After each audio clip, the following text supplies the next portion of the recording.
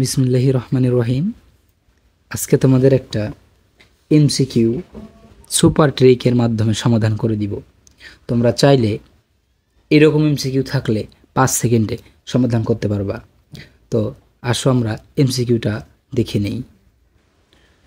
যদি কোনো ধারার এরকম এমসিকিউ থাকে, অর্থাৎ স্বাভাবিক সংখ্যা 1 2 3 4 5 6 এইভাবে ডট ডট দিয়ে একদম যদি এরকম পদ থাকে, তাহলে তোমরা সাধারণত সবাই যেভাবে সমাধান করো সেটা হলো এই সূত্র দিয়ে n into n plus 1 divided 2। এখানে n এর মান যত পদের সমষ্টি বের করতে বলবে তত। তাহলে এই ধারাটার 10তম পদের সমষ্টি, এখানে n এর মান 10 বসাই দিলে অঙ্কটা হয়ে গেল। এই ধারাটাতে n এর মান 100 বসাই দিলে সমাধান হয়ে গেল। এই ধারাটাতে 1000 বসাই দিলে সমাধানটা হয়ে গেল।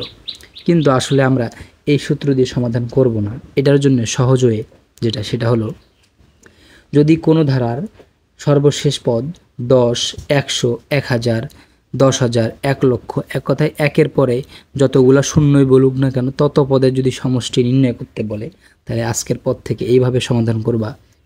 এটাকে প্রথমে 2 দিয়ে কেটে দিবা। 2 দিয়ে কেটে দিলে 5 হয়। তাহলে এই যে 5 হইল, তাহলে এখানে 5টা ডাবল করে লিখে দিবা 5 5। এই ধারাটার সমষ্টি হচ্ছে 55।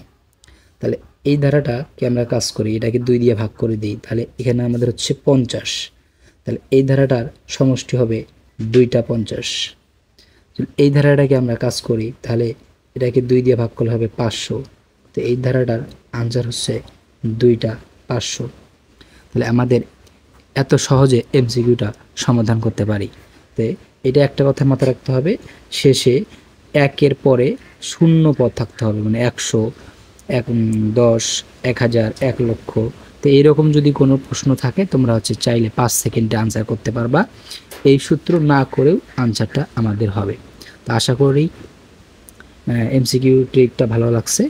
তো এর পরবর্তীতে হাজির হব কোনো একটা এমসিকিউ ট্রিক নিয়ে। আল্লাহ হাফেজ।